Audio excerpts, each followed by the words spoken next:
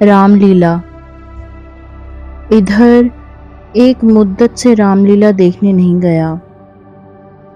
बंदरों के भद्दे चेहरे लगाए, आधी टांगों का पजामा और काले रंग का ऊंचा कुर्ता पहने आदमियों को दौड़ते हूं हूं करते देखकर अब हंसी आती है, मजा नहीं आता।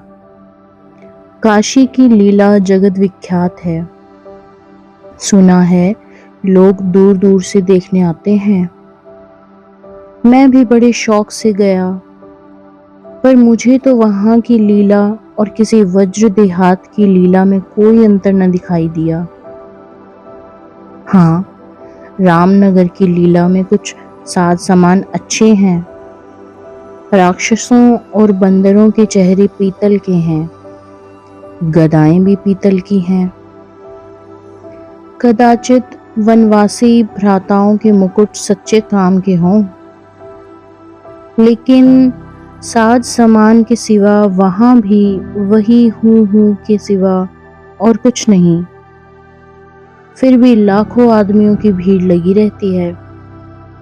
लेकिन एक जमाना था मुझे जब रामलीला में आनंद आया करता। आनंद तो बहुत हल्का सा शब्द है। वह आनंद उन्माद से कम न था। संयोगवश उन दिनों मेरे घर से बहुत थोड़ी दूरी पर एक रामलीला का मैदान था, और जिस घर में लीला पात्रों का रूप रंग भरा जाता था वह तो मेरे घर से बिल्कुल मिला हुआ था। 2 बजे दिन से पात्रों की सजावट होने लगती थी। मैं दोपहर ही से वहां जा बैठता और जिस उत्साह से दौड़ दौड़ कर छोटे मोटे काम करता, उस उत्साह से आज अपनी पेंशन लेने भी नहीं जाता। एक कोठरी में राजकुमारों का श्रृंगार होता था। उनकी देह में रामरज पीसकर पोती जाती थी। मुंह पर पाउडर लगाया जाता और पाउडर के ऊपर लाल, हरे, नीले रंग की बूंदियां लगाई जाती थी। सारा माथा, भौहें, गाल, ठोडी बूंदियों से रच उठती थी। एक ही आदमी इस काम में कुशल था। वही बारी बारी से तीनों पात्रों का श्रृंगार करता था। रंग की प्यालियों में पानी लाना, रामरज पीसना, पंखा जलाना मेरा काम था। जब इन तैयारियों के बाद विमान निकलता तो उस पर रामचंद्र जी के पीछे बैठकर मुझे जो उल्लास, जो गर्व, जो रोमांच होता था, वह अब लाट साहब के दरबार की कुर्सी पर भी बैठकर नहीं होता। एक बार जब होम मेंबर साहब ने व्यवस्थापक सभा में मेरे एक प्रस्ताव का अनुमोदन किया था, उस वक्त मुझे कुछ उसी तरह का उल्लास, गर्व और रोमांच हुआ था। हाँ, एक बार जब मेरा ज्येष्ठ पुत्र नायाब तहसीलदारी में नामजद हुआ था, तब भी ऐसी ही तरंगे मन में उठी थी, पर इनमें और उस बाल विहलता में बड़ा अंतर है।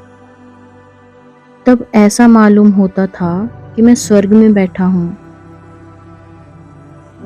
निषाद नौका लीला का दिन था।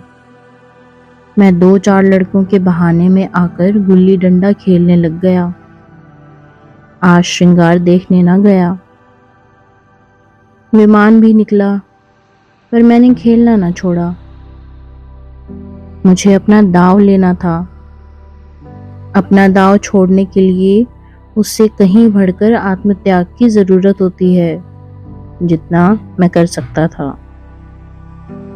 अगर दाव देना होता तो मैं कब का भाग खड़ा होता, लेकिन पदाने में कुछ और ही बात होती है।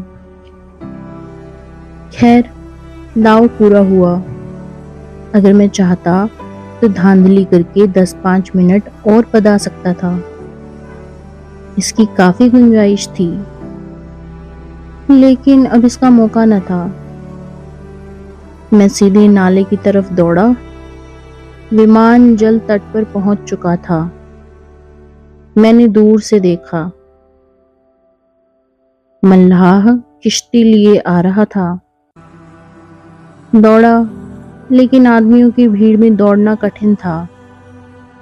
आखिर जब मैं भीड़ हटाता, प्राण प्रण से आगे बढ़ता घाट पर पहुंचा, तो निषाद अपनी नौका खोल चुका था। रामचंद्र पर मेरी कितनी श्रद्धा थी। अपने पाठ की चिंता ना करके उन्हें पढ़ा दिया करता था, जिससे वह फेल ना हो जाएं। मुझसे ज्यादा उम्र होने पर भी वह नीची कक्षा में पढ़ते थे, लेकिन वही रामचंद्र नौका पर बैठे इस तरह मुंह फेरे चले जाते थे, मानो उसे जान पहचान ही नहीं थी। नकल में भी असल की कुछ न कुछ बू आ ही जाती है। भक्तों पर जिनकी निगाह सदा ही तीखी रही है, वह मुझे क्यों बारते। मैं विकल होकर उस बछड़े की भांति कूदने लगा, जिसकी गर्दन पर पहली बार जुआ रखा गया हो। कभी लपक कर नाले की ओर जाता, कभी किसी सहायक की खोज में पीछे की तरफ दौड़ता, पर सब के सब अपनी धुन में मस्त थे। मेरी चीख पुकार किसी के कानों तक न पहुंची। तब से बड़ी बड़ी विपत्तियां झेली, पर उस समय जितना दुख हुआ उतना फिर कभी न हुआ। मैंने निश्चय किया था कि अब रामचंद्र से न मिलूंगा, न कभी बोलूंगा, न कभी खाने की कोई चीज ही दूंगा। लेकिन ज्यों ही नाले को पार करके वह पुल की ओर लौटे, मैं दौड़कर विमान पर चढ़ गया और ऐसा खुश हुआ मानो कोई बात हुई ही ना हो।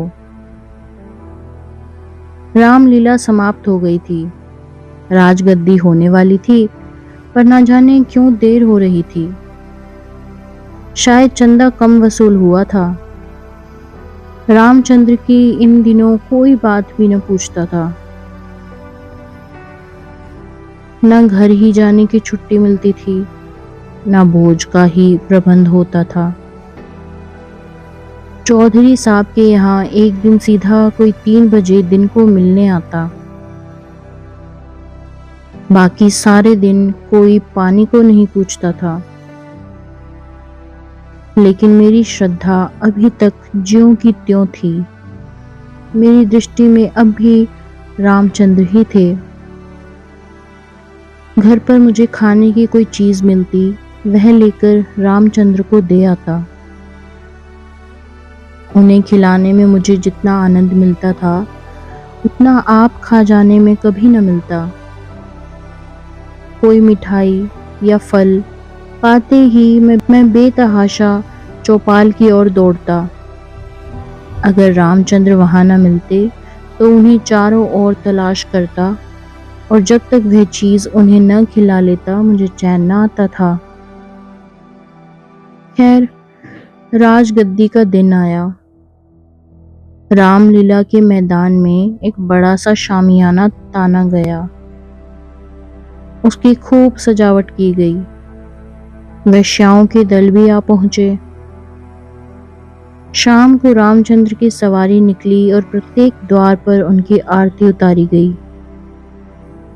श्रद्धा अनुसार किसी ने रुपए दिए, किसी ने पैसे। मेरे पिता पुलिस के आदमी थे, इसलिए उन्होंने बिना कुछ ही दिए आरती उतारी। उस वक्त मुझे इतनी लज्जा आई, उसे बयान नहीं कर सकता मैं। मेरे पास उस वक्त संयोग से 1 रुपया था। मेरे मामा जी दशहरे के पहले आए थे और मुझे 1 रुपया दे गए थे। उस रुपए को मैंने रख छोड़ा था। दशहरे के दिन भी उसे खर्च न कर सका। मैंने तुरंत वह रुपया लाकर आरती की थाली में डाल दिया। पिताजी मेरी ओर कुपित नेत्रों से देखने लगे। उन्होंने कुछ कहा तो नहीं, लेकिन मुंह ऐसा बना लिया जिससे प्रकट होता था कि मेरी इस धृष्टता से उनके रोब में बट्टा लग गया। रात को 10 बजते बजते यह परिक्रमा पूरी हुई। आरती की थाली रुपयों और पैसों से भरी हुई थी। ठीक तो नहीं कह सकता, मगर अब ऐसा अनुमान होता है कि 500 रुपए से कम न थे। चौधरी साहब इनमें कुछ ज्यादा ही खर्च कर चुके थे। उन्हें इसकी बड़ी फिक्र हुई कि किसी तरह कम से कम 200 रुपए और वसूल हो जाएं। और इसकी सबसे अच्छी तरकीब उन्हें यही मालूम हुई कि वैश्याओं द्वारा महफिल से वसूली हो। जब लोग आकर बैठ जाएं और महफिल का रंग जम जाए तो आबादी जान रसीक जनों की कलाइयां पकड़ पकड़ कर ऐसे हाव भाव दिखाएं कि लोग शर्माते शर्माते भी कुछ न कुछ दे ही मरे। आबादी जान और चौधरी साहब में सलाह होने लगी। मैं संयोग से उन दिनों प्राणियों की बातें सुन रहा था। चौधरी साहब ने समझा होगा, वह लौंडा क्या मतलब समझेगा, पर यहाँ ईश्वर की दया से अकल के पुतले थे। सारी दास्तां समझ में आती जाती थी। चौधरी, सुनो आबादी जान, यह तुम्हारी ज्यादती है। हमारा और तुम्हारा कोई पहला साबिका तो है नहीं। ईश्वर ने चाहा तो यहाँ हमेशा तुम्हारा आना जाना लगा रहेगा। अभी चंदा बहुत कम आया, नहीं तो मैं तुमसे इतना इसरार न करता। आबादी जान, अब मुझसे भी जमींदारी चाले चलते हैं क्यों? मगर यहाँ हुनर की दाल न गलेगी। वाह, रुपए तो मैं वसूल करूं और मूछों पर ताव आप दें। कमाई का अच्छा ढंग निकाला है। इस कमाई से तो वाकई आप थोड़े दिन में राजा हो जाएंगे। उसके सामने जमींदारी झक मारेगी। बस कल ही से एक चकला खोल दीजिए, खुदा की कसम माला माल हो जाइएगा। चौधरी, तुम दिल लगी करते हो और यहाँ काफिया तंग हो रहा है। आबादी जान, तो आप भी तो मुझी से उस्तादी करते हैं। यहाँ आप जैसे काइयों को रोज उंगलियों पर नचाती हूँ। चौधरी, आखिर तुम्हारी मंशा क्या है? जो कुछ वसूल करूं उसमें आधा मेरा और आधा आपका। लाइए हाथ मारिए। यही सही। अच्छा, तो पहले मेरे 100 रुपए गिन दीजिए, पीछे से आप अलसेट करने लगेंगे। वाह, वह भी लोगी और यह भी? आबादी जान, अच्छा, तो क्या आप समझते थे कि अपनी उजरत छोड़ दूंगी? वाह रही आपकी समझ, खूब। क्यों ना हो, दीवाना बकारे दरवेश होशियार। चौधरी, तो क्या तुमने दोहरी फीस लेने की ठानी है? अगर आपको 100 दफे गरज हो तो, वरना मेरे 100 रुपए तो कहीं गए ही नहीं। मुझे क्या कुत्ते ने काटा है जो लोगों की जेब में हाथ डालते फिरूं? चौधरी की एक न चली। आबादी के सामने दबना पड़ा। नाच शुरू हुआ। आबादी जान बला की शौक औरत थी। एक तो कमसिन, ऊपर से हसीन, और उसकी अदाएं तो इस गजब की थीं कि मेरी तबीयत भी मस्त हुई जाती थी। आदमियों को पहचानने का गुण भी उसमें कुछ कम न था। जिसके सामने बैठ गई उससे कुछ न कुछ ले ही लिया। 5 रुपए से कम तो शायद ही किसी ने दिए हों। पिताजी के सामने भी वह बैठी। मैं मारे शर्म के गड़ गया जब उसने उनकी कलाई पकड़ी तब तो मैं सहम उठा। मुझे यकीन था कि पिताजी उसका हाथ झटक देंगे और शायद धुतकार भी दें, किंतु यह क्या हो रहा है? ईश्वर, मेरी आंखें धोखा तो नहीं दे रही? पिताजी मूंछों में हंस रहे हैं। ऐसी मृदु हंसी उनके चेहरे पर मैंने कभी नहीं देखी थी। उनकी आंखों से अनुराग टपका पड़ता था। उनका एक एक रोम पुलकित हो रहा था। मगर ईश्वर ने मेरी लाज रख ली। वह देखो, उन्होंने धीरे से आबादी के कोमल हाथों से अपनी कलाई छुड़ा ली। अरे, यह फिर क्या हुआ? आबादी तो उनके गले में बाहें डाले देती है। अब पिताजी उसे जरूर पीटेंगे। चुड़ैल को जरा भी शर्म नहीं। एक महाशय ने मुस्कुराकर कहा, यहां तुम्हारी दाल न गलेगी आबादी जान। और दरवाजा देखा। बात तो इन महाशय ने मेरे मन की कही और बहुत ही उचित कही, लेकिन न जाने क्यों पिताजी ने उसकी ओर कुपित नेत्रों से देखा और मूंछों पर ताव दिया। मुंह से तो वह कुछ न बोले, पर उनके मुख की आकृति चिल्लाकर सरोष शब्दों से कह रही थी, तू बनिया मुझे क्या समझता है? यहाँ ऐसे अवसर पर जान तक निसार करने को तैयार हैं सब के सब। रुपए की हकीकत ही क्या? तेरा जी चाहे आजमा ले। तुझसे दूनी रकम न दे डालूं तो मुंह न दिखाऊं। महान आश्चर्य, घोर अनर्थ। अरे जमीन तू फट क्यों नहीं जाती? आकाश तू फट क्यों नहीं पड़ता? अरे मुझे मौत क्यों नहीं आ जाती? पिताजी ने जेब में हाथ डाला। उन्होंने कोई चीज निकाली और सेठ जी को दिखाकर आबादी जान को दे डाली। आह, ये तो अशरफी है। चारों ओर तालियां बजने लगी। पिताजी ने मुंह की खाई। इसका निश्चय मैं नहीं कर सकता। मैंने केवल इतना देखा कि पिताजी ने एक अशरफी निकालकर आबादी जान को दी। उनकी आंखों में इस समय इतना गर्वयुक्त उल्लास था मानो उन्होंने हातिम की कब्र पर लात मारी हो। यही पिताजी हैं जिन्होंने मुझे आरती में 1 रुपया डालते देखकर मेरी ओर इस तरह से देखा था मानो मुझे फाड़ ही खाएंगे। मेरे उस परमोचित व्यवहार से उनके रौब में फर्क आता था और इस समय इस घृणित और निंदित व्यापार पर गर्व और आनंद से फूले न समाते थे। आबादी जान ने एक मनोहर मुस्कान के साथ पिताजी को सलाम किया और आगे बढ़ी, मगर मुझसे वहां बैठा न गया।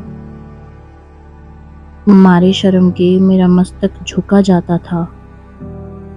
अगर मेरी आंखों देखी बात न होती तो मुझे इस पर कभी एतबार न होता। मैं बाहर जो कुछ देखता सुनता था उसकी रिपोर्ट अम्मा को जरूर करता था, पर इस मामले को मैंने उनसे छिपा रखा। मैं जानता था उन्हें यह बात सुनकर बड़ा दुख होगा। रात भर गाना होता रहा। तबले की धमक मेरे कानों में आ रही थी। जी चाहता था चलकर देखूं, पर साहस न होता था। मैं किसी को मुंह कैसे दिखाऊंगा? कहीं किसी के पिताजी ने जिक्र छेड़ दिया तो मैं क्या करूंगा? प्रातःकाल रामचंद्र की विदाई होने वाली थी। मैं चारपाई से उठते ही आंखें मलता हुआ चौपाल की ओर भागा। डर रहा था कि कहीं रामचंद्र चले न जाएं। पहुंचा तो देखा तवाइफों की सवारियां जाने को तैयार हैं। 20 आदमी हसरतनाक मुंह बनाए उन्हें घेरे खड़े हैं। मैंने उनकी ओर आंखें तक न उठाई। सीधा रामचंद्र के पास पहुंचा। लक्ष्मण और सीता मां बैठे रो रहे थे और रामचंद्र खड़े कंधे पर लोटिया डोर डाले उन्हें समझा रहे थे। मेरे सिवा वहां और कोई न था। मैंने कुंठित स्वर से रामचंद्र से पूछा, क्या तुम्हारी विदाई हो रही है? रामचंद्र जी, हाँ हो तो गई, हमारी विदाई ही क्या, चौधरी साहब ने कह दिया, जाओ चले जाते हैं। क्या रुपया और कपड़े नहीं मिले? अभी नहीं मिले। चौधरी साहब कहते हैं इस वक्त बचत में रुपए नहीं हैं, फिर आकर ले जाना। कुछ नहीं मिला? एक पैसा भी नहीं, कहते हैं कुछ बचत नहीं हुई। मैंने सोचा था कुछ रुपए मिल जाएंगे तो पढ़ने की किताबें ले लूंगा, सो कुछ न मिला। राह खर्च भी नहीं दिया, कहते हैं कौन दूर है, पैदल चले जाओ। मुझे ऐसा क्रोध आया कि चलकर चौधरी को खूब आड़े हाथों लूं। वेश्याओं के लिए रुपए, सवारियां, सब कुछ, पर बेचारे रामचंद्र और उनके साथियों के लिए कुछ भी नहीं। जिन लोगों ने रात को आबादी जान पर 10-10, 20-20 रुपए नछावर किए थे, उनके पास क्या इनके लिए 2-2, 4-4 आने पैसे भी नहीं है। पिताजी ने भी आबादी जान को एक अशर्फी दी थी, देखो इनके नाम पर क्या देते हैं। मैं दौड़ा और पिताजी के पास पहुंच गया। वह कहीं तफ्तीश पर जाने को तैयार खड़े थे। मुझे देखकर बोले, कहाँ घूम रहे हो? पढ़ने के वक्त तुम्हें घूमने की सूझती है? मैंने कहा, गया था चौपाल, रामचंद्र विदा हो रहे हैं, उन्हें चौधरी साहब ने कुछ नहीं दिया। तो तुम्हें इसकी क्या फिक्र पड़ी है? वह जाएंगे कैसे? पास राह खर्च भी तो नहीं है। क्या कुछ खर्च भी नहीं दिया? यह चौधरी साहब की बेइंसाफी है। अगर आप 2 रुपया दे दें तो मैं उन्हें दे आऊं, इतने में शायद वह घर पहुंच जाएं।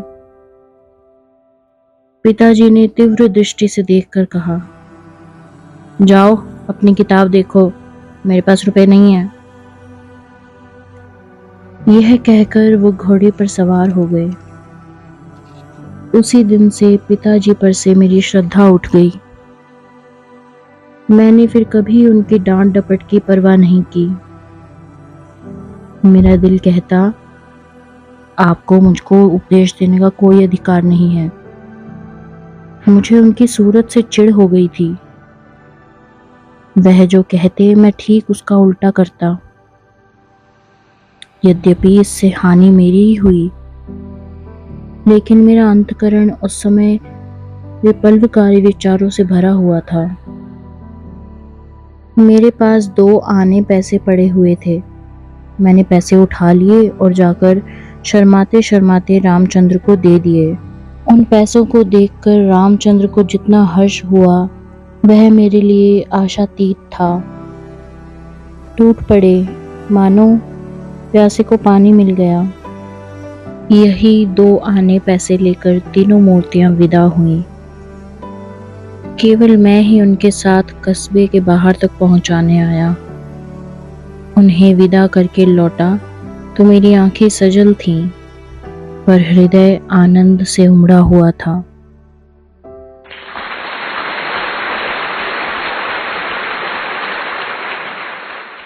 यह थी प्रेमचंद्र की एक और श्रेष्ठ बाल कहानियों में से एक, रामलीला। आप सभी को नवरात्रों की हार्दिक शुभकामनाएं।